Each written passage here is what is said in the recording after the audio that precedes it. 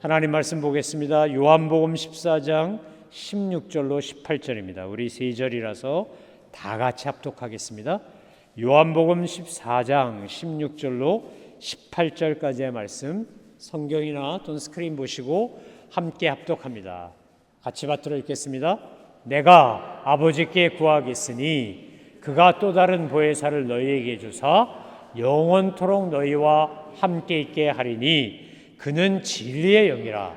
세상은 능히 그를 받지 못하나니 이는 그를 보지도 못하고 알지도 못함이라. 그러나 너희는 그를 아나니 그는 너희와 함께 거하심이요 또 너희 속에 계시겠음이라. 내가 너희를 고아와 같이 버려두지 아니하고 너희에게로 오리라. 아멘. 이제 이철원 목사님 나오셔서 우리와 함께 하시는 성령님이란 제목으로 귀한 하나님의 말씀 선포하실 때 많은 은혜가 있으시기를 소망합니다. 아멘. 할렐루야. 할렐루야. 오늘도 우리 귀한 예배에 오신 여러분들을 환영하고 축복합니다.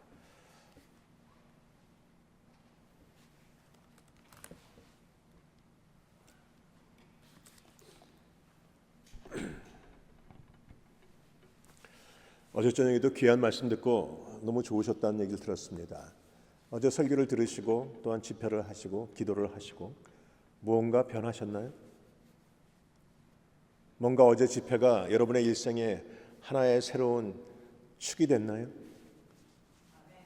우리가 성도들이 아멘 축복합니다.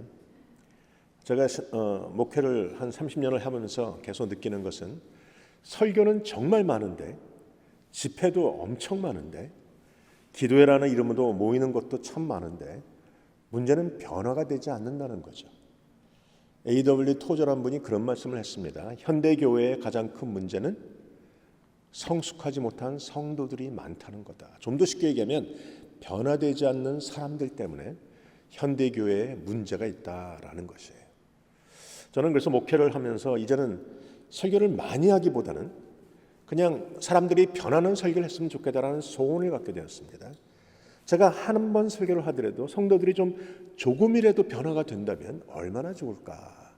그래서 설교를 별로 안 하려고 작정을 하고 사는데 목사님이 자꾸 옆에서 이렇게 저를 찝쩍거리셔갖고 이렇게 하십니다. 제가 어제도 참석하고 싶었는데 어제는 제가 병원에 엉컬이 있어갖고 제가 저녁 늦게까지 병원에 있었고 그래서 제 아내가 왔다 갔고요. 또 오늘은 둘이 같이 나오려고 하는데 저희 자녀들은 연휴라고 어딜 가시고 우리한테 애를 맡겨놔서 하루 종일 쌍둥이를 보다가 우리 아내는 못 오고 저만 지금 같이 나왔습니다. 혼자 나왔습니다. 아무튼 어떻게 됐든 오늘 이 시간 여러분이 정말로 말씀 안에서 여러분 자신을 비춰보고 믿음이 있는가 확증하고 시험하고 하나님이 기뻐하는 여러분이 되시길 주의 이름으로 축복합니다. 우리가 잘 알고 있는 오래전에 있었던 농담인데요. 조컨대 이런 것이 있었죠. 강아지와 남편의 공통점 이런 거죠. 강아지와 남편의 공통점. 기분은 나쁜데 내가 봤어요. 뭔가 그랬더니 이런 거예요. 강아지와 남편의 공통점은 끼니를 챙겨 주어야 한다. 밥을 줘야 된다는 거죠. 두 번째로 가끔씩 데리고 놀아 주어야 한다. 세 번째는 복잡한 말은 알아듣질 못한다. 근데 사실인 것 같아요. 우리 아내가 뭐라고 얘기하면 제가 점점 못 알아듣겠더라고요. 이게 참 맞는 얘기인 것 같아요. 초장에 버릇을 잘못 들이면 평생 고생한다. 뭐 이런 것이었어요. 그러나 남편이 강아지보다 좀 좋은 것도 있다. 그래서 제가 봤죠. 남편이 강아지보다 좋은 점은 그래도 돈을 벌어온다라는 거예요. 두 번째, 간단한 심부름쯤은 시킬 수 있다. 세 번째, 훈련을 안 시켜도 대소변은 가린다. 네 번째, 집에 두고 여행을 가도 탈이 없다. 같이 외출할 때도 출입구역 제한 구역이 별로 없다라는 거죠. 근데 그 밑에 또 있더라고요. 그럼에도 불구하고 강아지가 남편보다 더 좋은 까닭은 신경질 날 때 발로 뻥 차도 문제가 없다. 한 집안에 두 마리를 함께 길러도 뒤탈이 없다. 강아지의 부모 형제로부터 간섭받을 필요가 없다. 외박을 하고 들어와도 꼬리치며 반가워한다. 데리고 살다가 실증이 나면 내다버릴 때 변호사가 필요 없다. 뭐 이런 거예요. 보면서 굉장히 마음이 좀 안 좋았습니다. 그래도 우리 남편분들 우리가 강아지보다는 낫지 않습니까? 대답이 없으신 것 같네. 강아지하고 사람하고 비교할 수 없죠. 사람에게는 하나님의 영이라는 것이 있습니다. 우리 안에만 있는 거예요. 하나님의 영이 뭡니까? 바로 성령 하나님을 말하는 거죠. 우리 안에 하나님이 생기를 부어넣으실 때 우리 안에 성령님을 주셨고 우리 안에서 성령님의 역사가 일어나고 우리가 안에 있는 성령님을 통해서 우리가 하나님이라는 존재를 보고 알고 깨닫고 믿을 수 있게 된다는 것이죠. 성경을 보다 보면 시대적으로 다릅니다. 제가 좀 굉장히 피곤해서 목이 좀 아파서 그러는데 혹시 목이 좀 소리가 안 나가더라도 좀 이해해 주시기 바랍니다. 이 시대를 세 가지 시대로 나눌 수 있죠. 구약은 성부 하나님의 시대, 또 신약의 이 전반부는 성자 하나님의 시대, 예수님의 시대였고, 사도행전부터 시작되는 모든 시대는 성령 하나님의 시대가 된다라는 것이에요. 사실 교회의 시작도 성령 하나님을 통해서 시작된 겁니다. 사도행전에 보면 사도행전 1장에 쭉 나오죠. 거기다 예수님이 말씀하십니다. 오직 성령이 너에게 임하시면 너희가 권능을 받고 땅끝까지 이르러 내 증인되라, 이렇게 쭉 말씀하고 계세요. 왜 오직이냐? 이거밖에는 길이 없다라는 겁니다. 우리가 고행을 통해서 하나님을 알 수 없어요. 고행을 통해서 우리가 성자가 될 수 없어요. 고행을 통해서 구원을 이룰 수도 없습니다. 노력을 한다고 될까요? 노력을 해도 안 됩니다. 누가 그러더라고요. 이 도박을 잘하시는 분들은 도박을 안 하겠다고 손가락을 끊어내고 나중에는 심지어는 팔목을 끊어내고 다 해도 결국 그 도박 그것을 버릴 수가 없대요. 사람이란 존재가 그래요. 한번 우리 안에 있는 죄성이 들어온 이 죄성을 이길 수 있는 것이 아무것도 없다라는 것이죠. 율법이 이길 수 있습니까? 율법으로도 안 됩니다. 그래서 예수님이 오셔서 죽으시고 우리 가운데 율법으로 할 수 없는 그것을 새롭게 길을 열어주셔서 우리가 구원이라는 것을 이루게 된다라는 거죠. 아무튼 이 모든 성령 시대에 우리 교회가 가장 잘 못하는 것이 있습니다. 성령님에 대한 이해를 가장 잘 못합니다. 특별히 제가 듣기로 여러분 많은 분들이 이제 여기 가나안 장로교회에서 나오셨다는 얘기를 들었는데 장로교회가 특별히 그렇습니다. 우리 장로교회가, 저도 장로교회 목사입니다. 뼛속 깊이 장로교회 목사고 저희 부모님들도 다 장로들이고 권사들이고 다 장로교회 집안이지만 장로교가 가장 못하는 게 성령에 관한 이해, 성령님에 관한 이해가 가장 우리가 잘 없어요. 그래서 때로는 어떤 목사님들이 성령의 모든 역사는 끝났다, 은사는 끝났다, 예언은 끝났다 이러고 계시는 것을 볼 수 있습니다. 예언이 끝났다고 하시는 그 목사님도 교회 성도가 아프면 열심히 통성으로 기도합니다. 왜요? 성령의 역사를 믿으니까. 그러면 어떤 건 안 되고 어떤 건 된다는 말인가? 이것도 틀린 것이죠. 제가 캘리포니아에서 목회를 할 때 제가 금요일마다 중보기도 팀을 갖고 제가 기도를 하고 병자를 놓고 기도하고 환자를 놓고 여러 가지 해서 하나님이 기가 막힌 기적들을 많이 주셨습니다. 이러는 상황 속에서 사람들이 기도를 하고 그랬는데 그때 얼마가 있다 보니까 옆에 순복음교회에서 저를 초청을 하더라고요. 헌당 예배를 드리는데 저보고 와서 강의를 하고 말씀을 전해달라고. 그래서 강의를 하고 말씀은 뭐예요? 그랬더니 목사 하고 싶은 대로 부흥회도 좋으니까 다 해달라고. 그래서 굉장히 신기했어요. 장로교 목사를, 그것도 멀리 있는 것이 아니라 가까운 데 있는 순복음교회가 저를 불렀다는 사실이죠. 그래서 갔는데 목사님이 저를 소개하는 그 소개가 더 재밌었습니다. 이철원 목사가 겉에만 장로교지 속은 순복음이라고 이렇게 얘기합니다. 그러면서 말하는 게 그래요. 장로교는 말씀이 강하지만 순복음은 성령이 강하다 이렇게 얘기했어요. 그것도 어떤 분은 아멘 그래요. 장로교는 말씀이 강하고 순복음은 성령이 강하다? 말이 된다고 생각하세요? 성령님이 어떤 분이세요? 오늘 본문에 나오는 진리의 영이에요. 다시 말하면 말씀의 영이에요. 만약 장로교 목사가 말씀이 강하다면 당연히 성령이 강해야 되는 거예요. 성령의 역사가 드러나야 되는 것이고 성령의 역사가 강하게 하나님의 말씀으로 인해서 선포가 되어야 된다라는 것이죠. 그래서 우리 성령에 관한 이해가 많이 없다라는 사실을 기억하셔야 됩니다.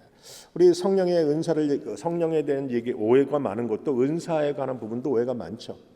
근데 성경에 보면 고린도전서 12장, 13장, 14장 같은 데 보면 은사 얘기가 나오고 열매 얘기가 나오고 또 은사 얘기도 나오고 이렇게 계속 섞여서 나옵니다. 그 이야기가 뭐냐면 우리가 햄버거를 먹을 때 양쪽에 번을 두고 가운데 고기 페리를 두고 먹듯이 성령의 은사와 열매는 함께 가는 것이에요. 은사 따로 열매 따로 가지 않습니다. 성령의 모든 은사는 하나입니다. 제가 예전 달에서 DTS를 할 때 그때 이 토레이 신부님이 오셨어요. 그분이 와서 뭐 이렇게 막 한국말은 약간 언어를 하시죠, 그분이. 근데 막 설교를 하고 강의를 하시고 하는데 저하고 우연히 한 1시간 반을 이렇게 얘기하고 기도할 수 있는 기회가 있었어요. 그분이 그런 얘기 하더라고요. 예전에 자기는 방언을 못했다는 거죠. 근데 하나님이 은사를 많이 주셔서 예언도 하고 뭐 다 하는데 방언은 못했다. 그래서 방언 달라고 막 했는데 방언을 안 주었다. 근데 언젠가 막 기도하는데 하나님이 이미 주었다고 그런 마음을 주셔서 그때 깨달아 알았다. 은사라는 것이 방언 따로 예언 따로가 있는 것이 아니라 은사라는 이 모든 걸 하나님이 주실 때는 그 안에 다 있다라는 거예요. 그래서 하나로 돼 있어서 은사가 나타나고 열매가 나타나고 이것이 하나로 움직이는 것이지 은사 따로 열매 따로 은사 중에서도 예언 따로 방언 따로 이게 따로따로가 아니다라고 말씀하시는 것을 봤어요. 제가 보면서 굉장히 신기했는데 저거 목회를 쭉 하면서 깨달은 것은 하나님은 주실 때 하나를 주십니다. 하나라는 은혜를 주시는데 그 은혜 안에는 은사도 있고 열매도 있고 다양한 모든 것이 드러나요. 그래서 때로는요. 우리가 미국 안에서 목회를 하거나 여기서 신앙할 때는 안 드러났던 은사가 선교지에 가면 어떤 당판 시간에 사람이 생겼을 때 은사들이 막 드러나는 경우가 있어요. 제가 한 번은 과테말라 가서 집회를 하는데 우리 교회 권사님들을 모시고 갔습니다. 권사님들이 이 귀신 이런 건 아주 무서워하는 분들이에요. 근데 집회를 하고 막 이렇게 하는데 한 여자분이 탁 일어나는데 보니까 눈을 싹 뒤집고 하얗게 하고 일어나서 막 소리 지르는 거예요. 제 안에도 뛰어가고 저도 설교하다가 잠깐 찬양하라 그러고 글로 갔는데 그 같이 갔던 권사님들은 다 뒤에 가서 숨었어요. 왜냐면 무서우니까. 근데 우리가 같이 기도하면서 제가 다 불렀습니다. 같이 기도하자고. 근데 같이 한 30분을 기도하는데 귀신이 나갔어요. 그분이 정상이 됐고 돌아왔단 말이죠. 그 다음부터는 그 권사님들이 기분 좋고 또 믿음이 생겨가지고 그 다음날 집회를 하는데 사람들이 아프다가 오니까 나한테 물어보지도 않고 자기네가 가서 막 손을 얹고 기도하는 거예요. 근데 재밌는 건 손을 얹자마자 다 뒤집어졌어요. 다 넘어갔어요. 그러니까 권사님들이 너무 신났죠. 그리고 미국에 왔습니다. 교회에서 금요일날 우리 중보기도 모임을 하는데 목사님 오늘도 해요 하더니 해보라고 했더니 돌아가면서 막 기도하고 다니는데 한 명도 안 넘어가. 그러니까 나한테 와서 물어보는 거예요. 왜 그러죠 목사님? 은사라는 것도 때에 따라서 필요에 따라서 나타나는 거지 내가 뭔가 손을 대면 넘어갔다 이런 것 갖다가 자랑질하기 위해서는 안 들어가는 거예요. 그러니까 이 모든 것은 하나님이 주관하시고 하나님 우리 안에 주셔서 하나하나 필요로 할 때마다 드러나게 하시는 것이 은사이고 은혜다라는 거예요. 그러나 은사와 이 열매보다 더 중요한 것은 결국 여러분 안에 있는 성품입니다. 열매들은 다 성품이에요. 교회에서 가끔가다 문제를 일으키시는 분들을 가만 보면 기도 열심히 하고 방언도 막 크게 하고 막 이러는데 성품이 안 따라가. 그래서 열매가 없고 열매가 없다 보니까 돌아가면서 죄다 사람들 시험 들게 하고 죄다 이런 분들이 얼마나 많은지 몰라요. 그래서 은사와 열매는 같이 가야 되고 더군다나 여러분이 초점을 맞춰야 될 것은 은사가 아니라 내 안에 있는 성품에 관한 문제이고 내 안에 있는 성품의 변화 즉 성령의 9가지 열매들이 드러나는데 여러분이 초점을 맞추시면 다른 은사들은 때가 되면 하나님의 필요에 따라서 우리에게 다 주신다라는 거예요. 사실 고린도전서 2장에 가면 다양한 이야기가 나와요. 육에 속한 사람의 이야기가 나오고 신령한 사람이 나오죠. 더 나가서 요한일서 2장에도 보면 거기 세 분류의 사람이 나오죠. 어린아이, 그다음에 청년, 아비 이렇게 세 가지가 나오고 아까 말한 고린도에서는 육에 속한 사람, 육신에 속한 사람, 신령한 사람 이렇게 세 부류가 나와요. 육에 속한 사람은 성령을 모르고 있는 것이고 예수 믿지 않는 사람이라고 표현할 수 있고 육신에 속한 사람은 예수는 믿지만 성령 안에서 변화가 안 된 사람이고 신령한 사람은 예수 믿고 성령 안에서 하나하나 변화가 돼서 성령의 열매들이 드러나는 사람이고 그러니까 여러분이 초점을 맞춰야 되는 것은 결국은 신령한 사람이 되는 것입니다. 성령을 받고 성령 안에서 우리가 움직이는 사람들 하나하나 돌아보면서 우리의 몸에 있는 우리의 마음에 있는 성품들을 하나하나 변화시켜가는 사람들 기억하세요. 아래에 토레이 신부님이 하신 말씀 현대교회의 문제는 성숙하지 못한 성도들이 많다는 데 있다. 다시 말하면 변화되지 않은 성도들이 많다는 것. 그럼 여러분에게 묻습니다. 변화되셨습니까? 예수 믿은 지 얼마나 되셨어요? 10년, 20년, 30년? 그만큼 변화되셨어야 됩니다. 그만큼 달라지셨어야 됩니다. 그래도 목사님 내가 집사고 권사고 장로고 또 혹은 목사가 될 수도 있죠. 그러나 그거하고는 상관없어요. 내 안에 있는 변화는 성령님 안에서 내가 얼마나 순종하느냐에 따라서 달라지죠. 달라지는 것이. 여러분 이 바닷가를 가보면 압니다. 바다를 이렇게 물속에 들어가다 보면 제일 처음에 바닷물이 이 발에 찰랑찰랑 하다가 발목에 들어오고 무릎에 올라오고 그다음에 허리에 올라오고 점점 올라가죠. 우리가 성령 안에 있다는 것이 그런 겁니다. 우리가 성령 안에 들어가서 푹 있다라는 것은 우리가 물 안에 들어가는 거 마찬가지로 결국 제일 처음에는 내 마음대로 움직이지만 나중에는 물 안에 가득 차서 물이 나를 움직이는 거죠. 성령 하나님이 내 안에서 하나님이 원하시는 모습들을 자꾸 드러내게 된다라는 것입니다. 자, 오늘 본문으로 돌아가 보면 본문에는 분명히 예수님이 우리에게 하시는 말씀이 나옵니다. 말씀이 뭡니까? 두 가지죠. 내가 간다. 내가 가면 보혜사를 보내겠다. 뭐 이런 말씀이세요. 자, 여러분에게 묻습니다. 보혜사가 몇 명입니까? 한 명입니까? 네? 우리가 보통 성령님을 보혜사라고 설명을 하죠. 보혜사가 누굽니까? 하면 성령님이요. 보혜사가 몇 명입니까? 한 명이요. 그런데 한 명이면 제가 이렇게 물어볼까요? 한 명이 아니니까 묻겠죠. 그렇죠? 그러니까 여러분이 성경을 읽으실 때 정확하게 읽으셔야 됩니다. 대충 두리뭉실하게 읽어가시면 이 성경 말씀은 다시 한번 어디 가서 못 띄워주시나? 이 성경 말씀은 여러분이 정말 오랫동안 읽었던 말씀이잖아요. 새로운 말씀은 없어요. 다 읽었던 말씀이에요. 근데 문제는 여러분이 그렇게 많이 읽었음에도 불구하고 정확하게 읽지 않다는 것이죠. 여러분 요한복음 14장에 가면 10절에 내가 아버지께 구하겠으니 그가 또 다른 보혜사를 너희에게 주사 영원토록 너희와 함께 있게 하리니. 자, 보혜사가 한 명일까요? 아닐까요? 또 다른이라고 그랬죠. 여러분 여기까지 보시면서 이 단어가 눈에 들어오셨었나요? 영어로 말하면 if I go or when I go I will send you another 이렇게 돼 있어요. 또 한 명이란 말이에요. 보혜사가 한 명이 아니에요. 두 명입니다. 하나님이 우리에게 보내셨던 보혜사는 두 명. 첫 번째 보혜사는 누구예요? 예수 그리스도시고 두 번째 보혜사는 오시는 성령님이신 거죠. 보혜사는 두 명입니다. 두 명이기 때문에 똑같은 이름 안에 보혜사라는 이름 안에 있는 두 분이기 때문에 행하는 일이 똑같습니다. 자, 예수님이 오셔서 뭐 하셨습니까?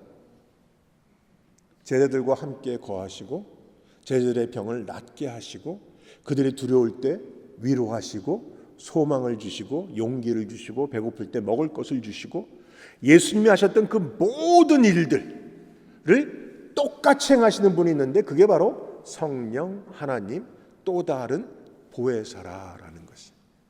보혜사 하니까 무슨 절 이름 같죠. 그렇지만 절을 말하는 것은 아니고 거기 보면 영어를 보시면 돼요. 저는 영어를 많이 보는데 왜냐하면 한국말에 이해가 되지 않는 부분을 영어로 보시면 좀 더 쉬운 부분들이 있어요. 또 원어로 보시면 더 알 수 있죠. 원어에 보시면 보혜사라는 이름이 어떻게 표현되냐면 파라클레토스라고 표현이 돼요. 파라라는 단어와 클레토스라는 단어가 합쳐서 파라클레토스라고 그러죠. 파라라는 단어는 좀 더 쉽게 표현하면 뭐뭐뭐 옆에, beside 이런 뜻이에요. 옆에란 뜻이고 클레토스란 말은 부르심을 받은 이란 뜻이에요. 그러면 뭐뭐뭐 옆에 부르심을 받아서 있는 사람, 있는 분, 이분이 바로 성령 하나님이라는 거죠. 누구누구 옆에 부르심을 받아서 있는 분. 자, 영어에 보면 another counselor 이렇게 나오고 있어요. 또 어떤 성경에 보면 another comforter 이렇게 표현합니다. 근데 제가 보기엔 comforter라는 단어가 좀 더 정확하게 이 파라클레토스를 설명하고 있는 단어인 것 같아요. comforter라는 단어도 앞에 come이라는 단어가 붙죠. 뭐뭐뭐 옆에 이런 뜻이에요. 뭐뭐뭐 함께 이런 거예요. come이라는 단어가 있고 그다음에 가운데 맨 끝에 있는 er이라는 단어는 사람을 말하는 er이라는 단어죠. 그리고 가운데 있는 fort, F-O-R-T라는 것은 흔히 말하는 요새라는 뜻이에요. 그래서 좀 더 표현하면 요새화하다, 경고케 하다란 뜻이에요. 그러니까 누구누구 옆에서 그 사람을 경고케 하시는 분, 이게 바로 comforter라는 단어죠. 그게 성령 하나님, 보혜사란 이름의 뜻인 거예요. 예수님이 우리 옆에 계시면서 항상 우리를 견고하게 세워주셨어요. 우리에게 믿음을 주셨고 소망을 주셨고 우리에게 말씀을 하시고 우리 병을 낫게 하시고 그 여러분 제자들을 보세요. 형편없는 제자들을 하나님의 사람으로 만들어 가셨잖아요. 그게 예수님이 하셨던 일이에요. 그런데 성령 하나님이 오셔서 똑같은 일을 행하고 계신다라는 것이죠. 예수님이 가시는 것이 우리에게는 축복이라고 말씀하시는 게 그래요. 예전에는 그렇게 생각했어요. 예수님이 계실 때 태어났으면 얼마나 좋았을까. 그렇죠. 그 예수님을 볼 수도 있고 예수님의 얼굴이 안 만나도 모르겠더란 말이죠. 우리가 알고 있는 예수님의 모습은 제가 같이 일하는 병원에서 일하는 한 팀에도 백인 남자분이 계셨는데 머리가 어깨까지 와요. 이렇게 구불구불하게 얼마나 멋있는지 몰라. 수염도 이렇게 쭉 길러서 내가 꼭 보면서 너 예수님 같다 내가 맨날 그러는데 우리 머릿속에 있는 예수님의 사진은 딱 그래요. 근데 예수님이 정말 그렇게 생기셨을까요? 여러분 우리가 또 다르게 보고 있는 중동 사람들 혹은 이스라엘에 가면 만나는 사람들 대부분 피부가 까마잡잡하고 키는 좀 작고 우리하고 비슷한 체구를 가지고 있고 코는 매부리 코고 머리는 빠글빠글하고 뭐 이런 분들이에요. 그러면 예수님의 모습도 아마 그랬을 것 같다라는 사실을 우리가 알아야 되는 거죠. 우리가 알고 있는 백인 그 멋들어진 구불구불한 머리를 가지고 뭐 금발에 혹은 갈색 머리 이런 머리가 아니라 빠글빠글한 까맣고 피부도 까맣고 코는 뭐 이렇게 매부리 코고 뭐 이런 우리가 생각하는 것하고 전혀 다른 모습일 수도 있다라는 거예요. 그러나 우리는 그 생각을 갖지 않고 살아가죠. 아무튼 우리가 예수님의 모습이 어떻든지 난 참 보고 싶었는데 제가 만약에 2000년 전에 태어났으면 정말 예수님을 만날 수 있었을까요? 못 만났었겠죠. 일단 그 당시에 뭐 한국에서 이스라엘까지 가는 비행기는 없었을 거니까 그러면 말을 타고 뭐 마차를 타고 가야 되는데 그 길을 어떻게 가겠어요? 갈 수가 없는 거죠. 실크로드를 간다라도 또 가서 예수님이 어딨는지 어떻게 만나겠어요? 또 예수님이 어딘지를 안다고 해도 갔을 때 5,000명 막 2만 명씩 모여서 옮겨다니는데 내가 예수님을 만날 수 있는 기회가 있었겠어요? 멀찌감치서 보면 다행이었겠죠. 제일 처음에 예수님 시대에 태어났으면 너무 좋았겠다는 생각이 들다가 가만 생각하니까 그때 태어났으면 분명히 못 만났을 거예요. 근데 가만 생각하니까 지금 태어나는 우리들, 지금 성령 시대를 살아가고 있는 우리들이 훨씬 좋은 거죠. 왜요? 지금은 여러분 이스라엘까지 갈 필요가 없어요. 지금은 이 자리에서 눈을 감고 성령님 하면 성령 하나님이 그래 내가 여기 있다 라고 말씀하시죠. 오늘 주님이 말씀하고 계세요. 내가 가면 보혜사를 너에게 또 다른 보혜사를 보낼 텐데 내가 너희를 고아와 같이 버려두지 아니하겠다. 여러분 이 땅을 살아가면서 얼마나 두려우세요? 사실 요새 두려운 시대예요. 요새 뭐 들리는 뉴스를 틀어보면 좋은 소식은 하나도 안 들리죠. 맨날 뭐 총싸움, 뭐 칼싸움, 뭐 10대가 버스 운전사 칼로 뭐 찌르는 사건, 뭐 노숙자가 뭐 여자를 갖다가 밀어갖고 반신불수되는 사건, 뭐 별별 사건들이 많아. 어떻게 보면 두려움의 시대예요 지금은. 그래서 두려움이 우리 가운데 꽉 들어오지만 그렇기 때문에 그럴수록 우리는 성령 하나님을 의지하셔야 돼요. 지금은 성령 시대입니다. 성령 하나님을 의지하는 자는 안전하게 거할 수 있다는 사실을 기억하셔야 된다라는 것이. 그럼 우리가 잘 알고 있는 시편 139편에 보면 내가 저기 뭐 음부 끝에 가서 거할지라도 내가 하늘 끝에 가서 거하고 바다 끝에 가서 거하고 뭐 이렇게 거할지라도 거기서도 주님이 계신다 그러시잖아요. 그래서 사실 어찌 보면 굉장히 두려운 성경 말씀이죠. 주님이 그 불꽃 같은 눈으로 우리를 쳐다보고 있다는 얘기니까 내가 어디 숨어 있을 데가 아무데도 없다란 말이에요. 죄를 짓는 우리들이. 그래서 사실 저는 성경 말씀이 그 말씀을 보면서 그다지 좋다라는 느낌을 가지진 않았어요. 왜? 하나님이 두려우니까 좀 피하고 싶은데 하나님은 불꽃 같은 눈으로 절대 피함이 없이 우리를 바라보고 계시니까 내가 저 바다 끝에 가서 거할지라도 거기서도 주님이 나를 보고 계시니까. 근데 또 바꿔 생각해 보면 내가 어느 상황이나 어느 곳에 거해도 성령 하나님이 나와 함께 하신다는 사실이죠. 나를 거기서 위로하십니다.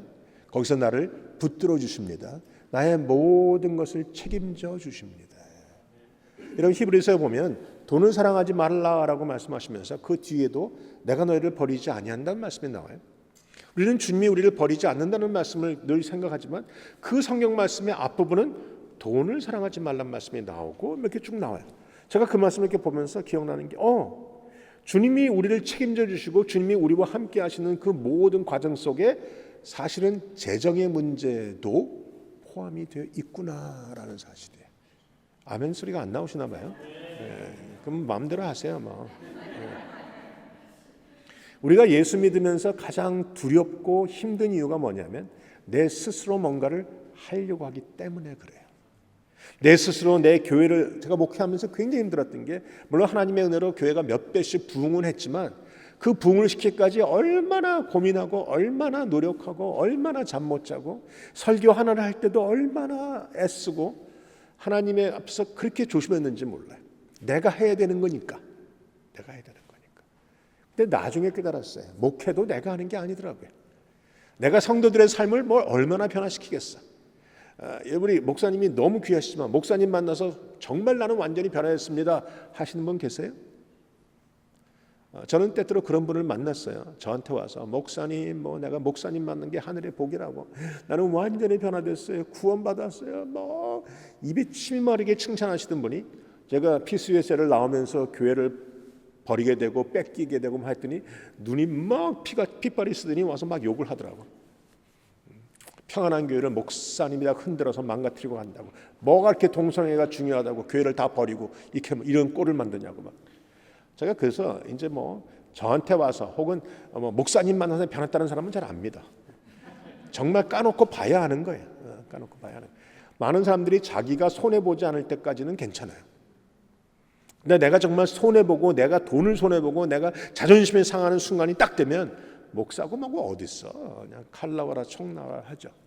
문제가 뭐예요? 내가 아직 변화되지 않았기 때문에 그래요. 아무튼 그런 사람들을 보면서 내가 목회를 하려고 했었는데 지나고 보니까 잘못된 것이었어요. 저는 한 사람도 사실은 변화시킬 수 없어요. 변화시키는 분이 계시다면 그분은 성령 하나님이신 거지.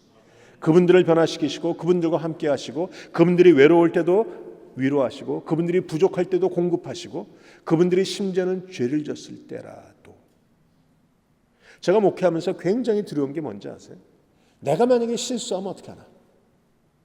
저를 좋다고 하시는 성도님들, 나를 따라오는 성도님들, 목사님 최고라고 하시는 분들이 내가 만약에 죄를 졌을 때는 계속 그렇게 하실까? 만약에 내가 죄를 지면 심지어는 내 아내나 내 자식도 나를 계속 신뢰하고 따라올까? 이게 고민이잖아요. 내가 만약에 죄를 지면 목사님이 아니라 목사 놈 할 사람들 투성이고 나에게 돌 던질 사람 투성이잖아요. 그러니까 얼마나 두렵겠어요. 얼마나 두렵겠어요. 그런데 성경을 읽다가 보니까 주님이 나와 함께 하시고 고아처럼 버리듯이 아니하신다는 그 모든 말, 고아가 뭐예요? 고아는요, 도움이 필요할 때 도움을 줄 사람이 없는 것이 고아예요. 내가 배고픈데 먹을 것을 줄 사람이 없는 게 고아예요. 내가 아플 때 나를 치유해 주는 사람이 없는 게 고아예요. 근데 주님은 성령 하나님을 보내시고 내가 너를 고아처럼 버려두지 아니하신다고 했단 말이죠. 심지어는 내가 넘어져도 주님이 나를 붙들어서 견고한 곳에 세워주시는 하나님이시라는 말입니다. 믿으십니까? 그분이 바로 성령 하나님이세요. 그분이 여러분과 함께 하시는 분이세요. 그분이 컴포터, 나를 견고하게 세워가시는 분이라는 거죠. 여러분이 느낌을 믿지 마세요. 어떤 분이 그래요. 목사님 오늘 성령 충만했어요. 막 예배 보는데 몸에 막 전기가 오고 막. 여러분 느낌이 중요한 게 아니에요. 그러던 분이 그 다음 주에는 오더니 목사님 기도를 들으셨나 봐. 오늘은 찌릿하지 않아요. 에이. 여러분 느낌이 중요하지 않습니다. 오늘 하나님이 막 하시는 것 같아요. 물론 감사하죠. 근데 느낌이 아니에요. 느낌으로 구원받지 않아요. 느낌 정말로 믿을 게 못 돼요. 우리가 믿어야 되는 것은 느낌이 아니라 말씀이에요. 진리예요. 그 성경은 뭐라고 합니까? 진리를 알지니 진리가 너희를 자유케 하리라. 정말로 우리가 진리의 말씀을 붙들면 그때부터는 자유케 하리라. 두려움이 없어지는 거예요. 우리가 바다 끝에 가서 할지라도 주께서 나와 함께 하신다라는 것을 믿으면 그때부터는 두려움이 없죠. 그래서 바울은 감옥 속에 갇혔어도 잠을 자는 거예요. 감옥 속에 갇혀서 금방 죽을지도 모르는데 목이 떨어질지도 모르는데 바울은 잤잖아요. 어떻게 가능해요?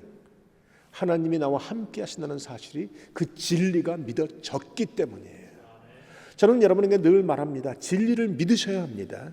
진리를 붙잡으셔야 합니다. 그러면 진리가 비로소 우리를 자유케 하는 것이죠. 그것이 없다면 날마다 두렵고 날마다 떨리고 날마다 감정에 의해서 휩쓸릴 수밖에 없어요.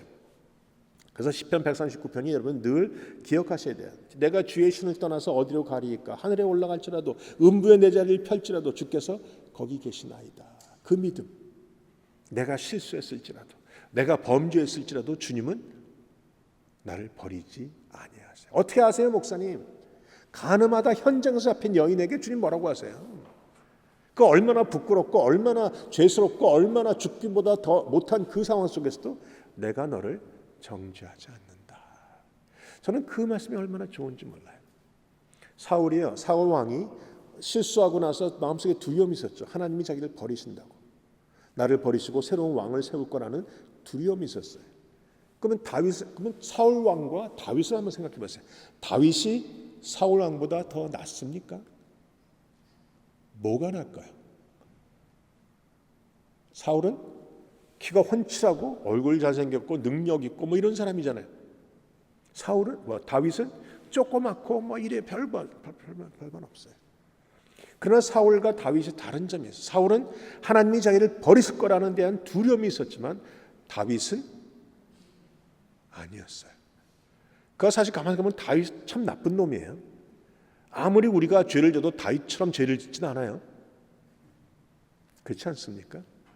다윗은요, 자기 간음했을 뿐만이 아니라 바람을 폈을 뿐만 아니라 그걸 커버하기 위해서 딴 사람 부하를 갖다 죽여버리잖아요. 참 나쁜 일을 많이 했어요. 그럼에도 불구하고 다윗이 했던 고백이 뭐예요? 저는 그 고백을 들으면서 얼마나 울었는지 몰라요. 시편 23편. 물론 우리가 생각하는 건 여호와는 나의 목자시니 내게 부족함이 없으리로다. 이걸 생각하지만 사실 맨 뒤쪽에 보면 주의 선하심과 인자하심이 정녕 나를 따르리니. 이러니까 느낌이 잘 안 와. 이래서 영어를 해야 된다니까요. God's goodness and mercy will follow all the days of my life. 내가 살아가는 모든 날 동안 주님의 인자하심과 주님의 자비가 궁휼하심이 나와 함께하리니. 반드시 함께하리니. 그 말은 뭐예요? 내가 비록 죄를 지고 비록 내가 넘어지고 비록 내가 다 했지만 그럼에도 불구하고 하나님의 인자하심과 그의 선하심과 궁휼하심은 영원히 나와 함께하다는 것을 믿었다라는 거예요. 그러니까 그가 담대하게 할 수 있는 고백이 뭐예요? 그러니까 나는 여호와의 집에 영원히 살리로다. 여러분, 진리를 깨달아 알면, 진리를 믿으면 비로소 내가 자유케 되는 거예요. 돈이 100만 불이 있다고 한들 자유케 되시겠어요? 저는 요새 하스피스도 하는데 메디케이드가 없으면 널싱홈에 들어가는데 하루에 그분들이 300불씩 차지를 해요. 한 달이면 9,000불이에요. 200만 불 갖고 계셨던 분이 메디케이드가 없는 상태에서 널싱홈에 들어갔는데 불과 몇 년 안에 다 나가요. 돈이 아무리 많아도 나를 지켜줄 만한 안전 보장은 되어주지 않는다는 거죠. 그러나 돈이 없어도 우리는 안전해요. 무엇 때문에? 주의 성령님이 나와 함께 하시기 때문에. 그리고 다윗의 고백을 내가 믿기 때문에. 주의 선하심과 인자하심이 정녕 나를 따르리니. 제가 목회하면서 많은 성도님들 안에 있는 두려움이 뭔지 알아요. 많은 성도님들이 죄에 대한 두려움이 있어요. 아니, 죄를 짓는 것에 대한 두려움이 있으면 참 좋을 텐데 죄를 짓는 것에 대한 두려움이 있는 것보다는 죄를 졌기 때문에 하나님 앞에 저주를 받을 것에 대한 두려움이 있다는 말이죠. 여기 오늘 예배 끝나고 나가다가 갑자기 타이어가 펑 터졌다 중간에. 그러면 퍼뜩 드는 생각이 내가 11조 지난주에 안 냈는데 이런 생각들. 11조 안 내면 하나님께서 가다가 깨달아 알라고 타이어를 펑크를 내실까요? 제가 예전에 이런 생각했더니 우리 재정부 장로님이 예배 끝나고 오더라고. 목사님 제발 좀 그렇게 설교하지 마세요. 성도들 헌금 안 내요. 좀 뭐 11조 내면 복 받는다, 안 내면 저주받는다, 그런 설교 좀 하시면 안 되겠어요? 난 죽어도 못해. 그건 사실이 아니니까. 내가 하나님 앞에서 드리고 하나님 앞에 헌신하고 내가 죄를 안 지려고 발버둥 치고 산다는 것은 저주를 두려워하기 때문이 아니라 구원받은 자의 감격이 있기 때문에 하는 것이지 저주 때문에 하는 게 아니라는 거예요. 여러분이 진리를 아셔야 돼요. 하나님은 여러분을 사랑하십니다. 하나님은 여러분을 사랑하십니다. 하나님은 여러분을 여전히 사랑하십니다. 하나님은 여러분을 no matter what, He still loves you. 여러분 그것을 깨달아야 돼요. 어떤 목사님이 그래요. 목사님 그렇게 설교하면 성도들이 은혜를 값싸게 받아요. 그래서 내가 뭐라고 그랬어요. 너는 완벽해? 나는 완벽하지 않아요. 완벽하지 않기 때문에 저는 하나님의 은혜가 뭔지를 알아요. 나같이 완벽하지 않은 자를 목회자 삼으셔서 설교하게 하시고 많은 성도들에게 기도하게 하시는 하나님, 나는 그 하나님의 은혜가 뭔지를 알기 때문에 하나님 앞에서 바로 서려고 발버둥을 치고 있는 거죠. 그걸 알기 때문에 내가 더 뻔뻔하게 내가 은혜를 값싸게 여기는 사람이 아니란 말이에요. 그러면 나만 그렇겠습니까? 여러분도 정말 하나님의 은혜가 뭔지를 제대로 알면 하나님 앞에서 은혜를 값싸게 여기질 않아요. 귀하기 때문에 거기에 맞춰 살려고 우리가 노력하고 애쓰는 거죠. 우리가 착각하는 게 있어요. 성화라는 것은 구원의 세 단계가 있죠. 칭의와 성화와 영화라는 것. Justification, Sanctification, Glorification. 구원이 세 단계예요. 내가 예수 믿고 내가 영생의 안으로 들어오지만 그것으로 끝난 건 아니에요. 내가 오늘도 그 구원을 이루기 위해서 내가 노력하는 부분들이 있어요. 내가 죄와 더불어 살지 않으려고 하나님 앞에 거룩하게 살려고 하는 이 몸부림이 있단 말이죠. 그리고 결국 우리가 천국에 들어갈 때 글로리피케이션, 영화의 단계로 구원이 이루어져요. 구원은 지금도 진행형이에요. 우리가 구원 받았지만 여전히 오늘도 구원은 이루어지고 있는 과정인 거죠. 그 얘기를 설교하니까 또 어떤 분은 그래요. 그럼 목사님 우리가 노력하면 됩니까? 제가 노력하라고 말씀드리는 게 아니고 우리가 노력한다고 되겠어요? 그러나 우리가 노력을 해야 되는 과정 속에 있기 때문에 우리는 할 수 없지만 성령 하나님의 도우심으로 그것을 해라는 얘기죠. 내 인간적인 노력이 아니에요. 고아처럼 버려두지 않는다는 말은 고아가 나가서 밥 벌어먹기 위해서 노력하는 것을 얘기하는 게 아니에요. 고아는 아무도 돌올 사람이 없지만 하나님이 성령 하나님을 통해서 그들을 도우시고 먹이시고 치유하시고 입히시는 과정을 성령 하나님이 한다는 거죠. 그래서 우리는 하나님 앞에 그것을 하도록 허락을 해드려야 돼요. 요새 우리 쌍둥이들이 고집이 얼마나 세는지 몰라요. 학교를 보냈더니 학교를 지금 4일째 갔다가 와서 알아 누워가지고 지금 학교 스탑했어요. 내가 콧물 뭐 질질 흐르고 뭐 감기 걸리고 열 펄펄 나고 난리예요. 콧물 흐르면요, 그 콧물 흐르고 코가 막 들어가고 뭉개니까 여기 눈에 들어가고 막 얼굴이 다 번뜩번뜩해. 그거 좀 닦아주려고 하면 난리를 쳐요. 휴지 갖고 가까이 가면 손을 치우고 뭐 하지 말라고 와 소리 지르고. 내가 코를 닦아줘야 자기가 편한 거잖아. 내가 코를 닦아줘야 자기가 안전한 거잖아. 그런데 모르니까 난리가 치는 거야. 지가 하겠다고 휴지 갖다가 잡아갖고 입에 먹고 막 난리가 나요. 걔를 보다가 우리가 그렇겠구나. 하나님이 우리에게 모든 걸 해주시려고 모든 걸 하시려고 너 이건 아니고 저건 아니고 이거는 닦아야 되고 하실 때 우리는 싫다고 내가 하겠다고 내가 해야 된다고. 그걸 우리는 뭐라고 불러요? 독립정신이라고 불러요. 신앙 안에서는요, 독립정신을 갖고 계시면 잘못된 거예요. 신앙은요, 하나님 안에 성령님 안에 전적으로 우리가 100% 의탁하는 것이지, 그래서 그분의 힘으로 하는 것이지, 나는 할 수 없지만 성령 하나님 나를 사용하시옵소서라고 내가 100% 하나님 앞에 오픈해 드리는 것이지 내가 노력하는 게 아니란 말이죠. 혹시 감리교에서 오신 분들은 오해하실 수도 있는데 감리교와 장로교의 가장 큰 차이점은 결국은 구원이 전적으로 하나님의 은혜로 이루어진다는 것이고, 감리교 쪽에서는 우리 인간의 자유의지가 거기에 반영이 된다는 것이에요.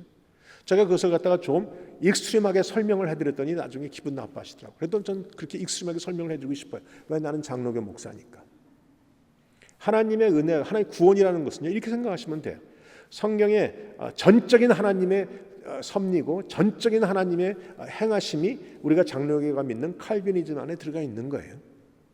그러면 그것을 좀 더 쉽게 설명해 보세요 라고 말한다면 저는 이렇게 익스트림하게 설명을 할 거예요. 자, 길을 건너갑니다. 이쪽이 우리가 인간 세상이고 이쪽이 구원이라는 것이 있는데 그 가운데 길을 지나가야 구원에 도달해요. 하나님이 계시고 하나님의 자녀인 우리가 있어요. 마치 어른과 어린아이와 같이 비유할 수 있죠. 구원을 이루기 위해서 장로교가 믿는 칼빈이즘은 전적인 하나님의 은혜이기 때문에 또 전적인 하나님의 능력이기 때문에 우리가 피할 수 없는 불가항력적 하나님의 피하지 못하는 하나님의 은혜이기 때문에 우리는 이렇게 설명할 수 있어요. 어린아이를 데리고 구원이라는 곳에 이루어 갈 때 우리 칼빈이즘을 믿는 우리들은 아이의 손을 아버지가 딱 잡습니다. 그리고 가자 가는 거죠. 지나갑니다. 가다 보면 여기에 온갖 파돌이 있죠. 강아지들은 와서 막 짖어대죠. 자동차는 와서 빵빵거리죠. 끽소리 내죠. 애가 막 놀라서 자지러져도 아버지가 딱 잡고 끝까지 그 구원을 이루어 가십니다. 이 정도 되면 아멘 소리가 나와야 될 것 같은데. 그러나 반면에 알미니안이즘은 인간의 자유이기 때문에 자유의지가 반영되는 거고 내가 손을 들었기 때문에 똑같은 상황에서 아버지가 아들의 손을 잡고 가는 캘비니즘이 아니라 알미니안이즘은 아들이 아버지의 손을 스스로 붙잡고 길을 건너갑니다. 똑같은 상황이 벌어졌을 때 아들이 우악 손을 놓쳐 나는 아닌가벼 이 손을 놓는 겁니다. 아버지는 지나가십니다. 그래서 구원은 불확실하죠. 우리 장로교는 내가 한 번 구원받았으면 한 번 하나님 앞에 성령 안에서 내가 아멘으로 받았으면 나는 끝까지 구원받는다라는 것을 우리는 믿고 있어요. 그래서 우리는 자녀들에게도 유아 세례를 주면서 너는 구원 안에 들어와 있는 사람이야 라고 말하죠. 물론 커서 다시 자기가 입교도 해야 되고 확신도 있어야 되지만 그러나 반면에 알미니안이즘은 끝까지 내가 구원을 받을 때까지 구원이 확실하지 않아요. 어느 순간에 내가 놓을 수 있다는 말이죠. 그것이 익스트림하게 다른 점이에요. 근데 가만 보면 성령 하나님의 역사는 저는 도리어 또 구원의 확실성은 도리어 칼빈인 쪽에 분명히 더 있는 것 같아요. 성령 하나님이 우리를 말씀하시고 붙잡고 가시죠. 그래서 바울은 말하기를 너희 속에 착한 일을 시작하신 그분이 그리스도 예수의 날까지 그것을 온전하게 이룰 것이다. 내가 하는 게 아닙니다. 성령 하나님이 행하시는 것입니다. 그렇다면 여러분 어떻게 하시면 될까요? 성령 집회를 하면서 성령 주간을 맞이해서 저는 여러분에게 랄랄라 따따따따 방언을 하라고 말씀드리는 것이 아닙니다. 하시면 더 좋겠습니다. 그러나 그것이 중요한 것은 아닙니다. 정말 중요한 것은 여러분이 마음을 열어 성령 하나님 우리 안에 임하시옵소서. 물론 성령 하나님이 우리 안에 계십니다 이미. 그러나 문제는 아까 말한 것처럼 내가 성령 자 이렇게 생각하시면 돼요. 나의 자아가 있고 성령 하나님이 나한테 완벽하게 임하시면 내가 성령 안에 완전하게 감싸집니다. 그러면 그때부터는 성령의 뜻이 움직이죠. 비록 마치 내가 물속에 들어가서 물이 움직이면 내가 쓸려다니듯이 그렇게 움직이는 거예요. 근데 많은 분이 성령님을 갖고 성령님의 임재를 경험했고 성령님을 받았지만 그러나 내 자아가 더 커져서 성령님을 감싸고 있죠. 그러면 모든 결정의 주도권은 나에게 있어요. 성령님은 그냥 아무것도 못하시고 내 안에서 마땅히 빌바를 그냥 울고 기도하시는 분으로 끝나는 거죠. 그래서 여러분이 성령 주간을 맞이할 때마다 성령 강림 주간을 맞이할 때마다 여러분이 기억하셔야 되는 것은 내가 성령 안에 완벽하게 있는가.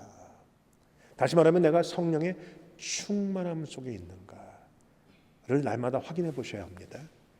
성령님은 계시지만 성령의 충만함은 소멸될 가능성이 많아요. 그래서 성령을 보면 사도행전에도 사도 바울도 마찬가지.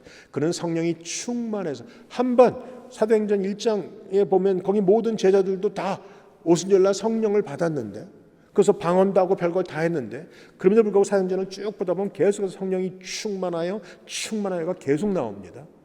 성령이 다시 충만하게 성령이 완전히 감싸야 성령의 역사가 나타나고 성품이 변하고 내가 하나님이 원하는 대로 하나님의 뜻을 이룰 수 있다라는 것입니다. 성령 하나님은요 늘 우리와 함께 하십니다.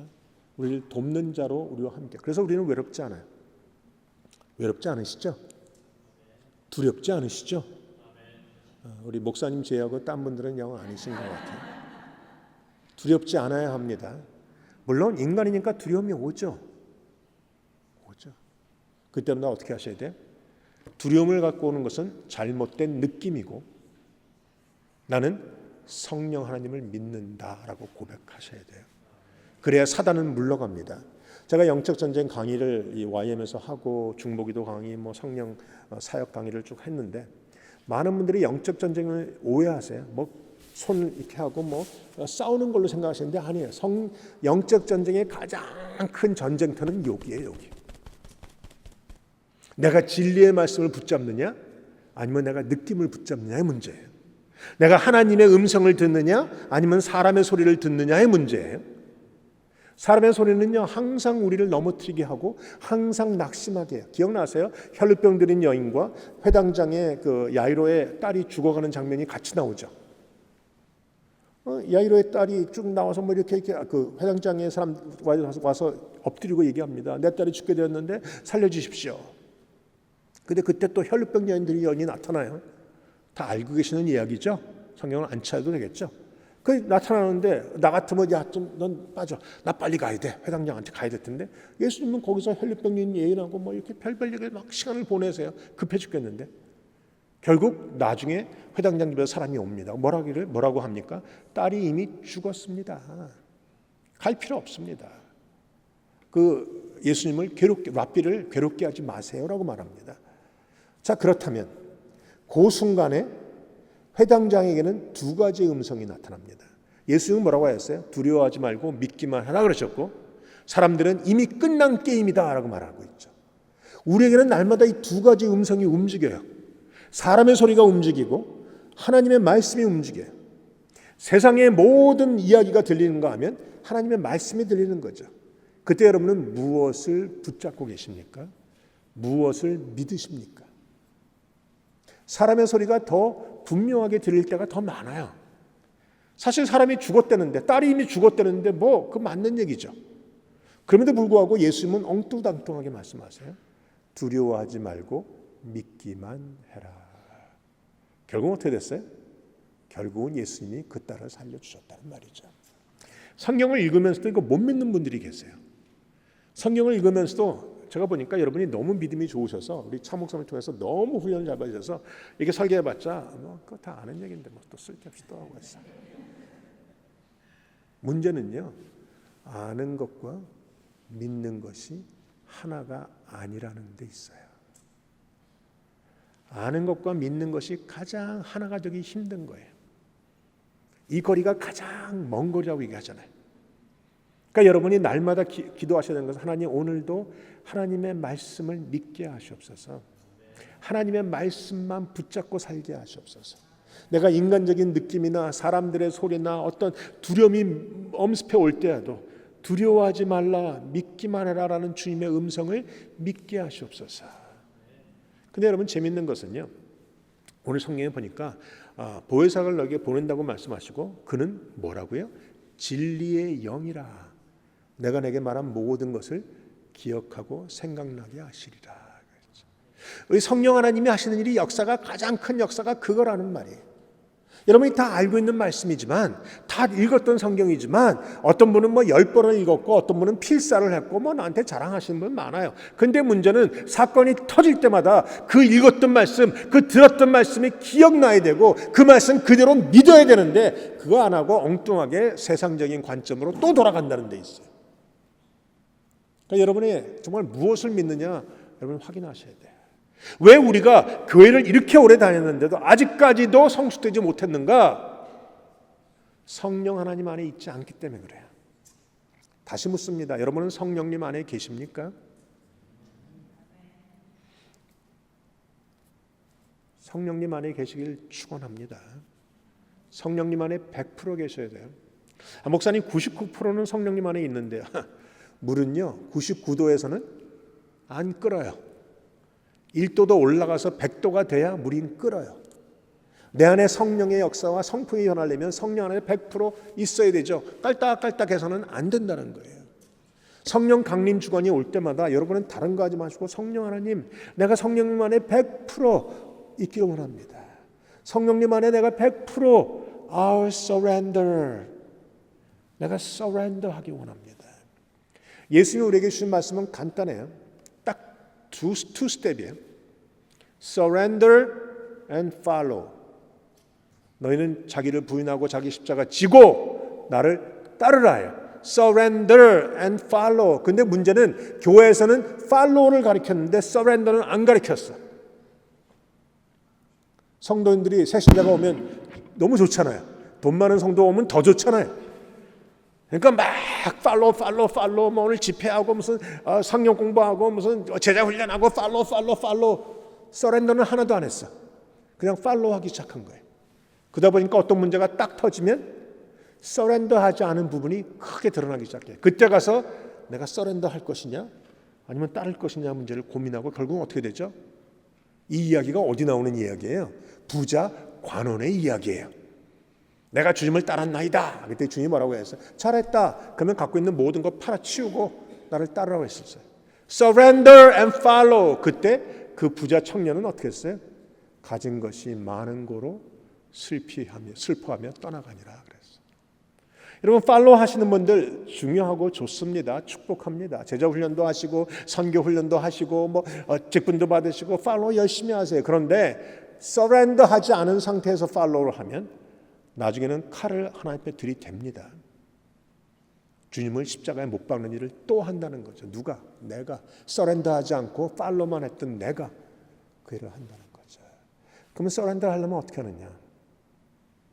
성령 하나님 안에 계셔야 합니다. 여러분 성령 하나님 안에 100% 들어오셔야 합니다. 정말 성령님 안에 계십니까? 기도할 때 말고 교회 올 때만 말고 눈을 떠서부터 눈을 감고 잠잘 때까지 성령님 안에 계십니까? 그러는 목사 너는 하냐? 저도 못합니다. 그래서 노력하고 그래서 괴로워하고 그래서 하나님 앞에 회개하고 날마다 성령님 안에 있기를 추구하는 사람입니다. 이것을 우리는 영적인 전쟁이라고 부르고 이것을 우리는 몸부림이라고 부르죠. 영적 몸부림. 그런데 여러분의 얼굴 보니까 다 편안하세요. 영적인 몸부림 하시는 분이 한 분도 안 계시는 것 같아.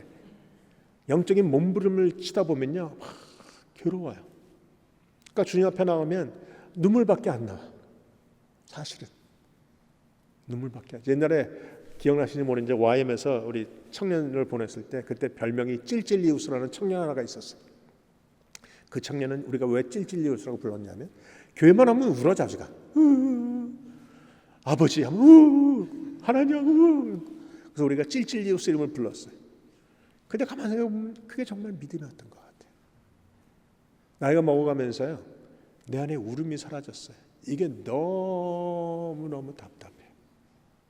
하나님 앞에 펑펑 울어야 되는데 내가 성령님 안에 있지 못하다는 사실 때문에 성령 하나님 오늘도 나 안에 임하시옵소서. 내가 하나님 앞에 100% 서렌더하지 못했다는 것 때문에 주님 내가 오늘도 주님 앞에 서렌더합니다. 주님 나를 구원해 주시옵소서. 고백하며 나가는 얼굴들이 아니시라는 말이죠. 물론 아니신 이유는 이미 다 하셨으니까 그럴 거라고 생각은 합니다.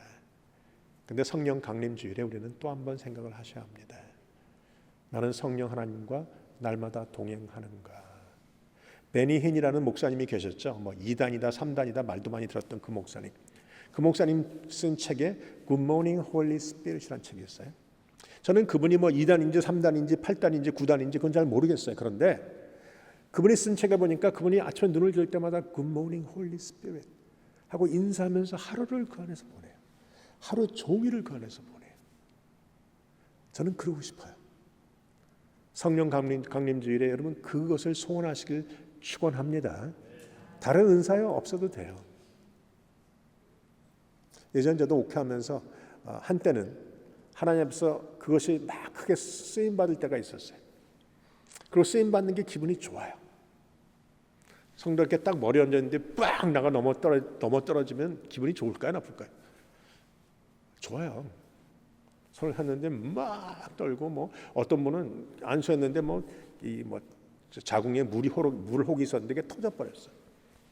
피가 터져 갖고 다 병원에 갔는데 다 떨어졌다고. 그런 은사가 나타날 때 너무너무 좋죠. 쓰임 받았다는 사실이 감사하고 그래요. 근데 문제는 그것이 나에게는 아무런 도움이 되지 않는다는 거예요. 은사는요 다른 사람을 위한 거예요. 그리스도의 몸을 위한 것이 자기에게는 도움이 안 돼. 도리어 교만해지지. 도리어 잘못 가지. 그러나 성품은 달라요. 열매들은 달라요. 그러니까 여러분이 강림주일을 맞이할 때마다 성령의 열매들을 사모하시고 성령 안에 100% 있는 것을 사모하시길 바랍니다. 성령의 열매 안에 있는 사람들은요 다른 사람의 상처 주지를 않아요. 상처를 준다고 해도 금방 가서 회개하고 금방 가서 용서를 구하고 금방 가서 그래요. 교회 안에서 분쟁을 일으키거나 다른 일을 하지 않는다는 거예요. 저는 그래서 여러분이 이 성령 주간에 가장 중요한 하나님 안에서 이런 일을 행하시길, 그렇게 온전하게 성령 안에 계시길 주의 이름으로 축원합니다. 아까 말했지만 우리 성도들 벌써 설교를 1시간 가까이 했는 것 같아요. 목사님이 안 되겠네. 요 다음은 다음번에 하도록 하죠.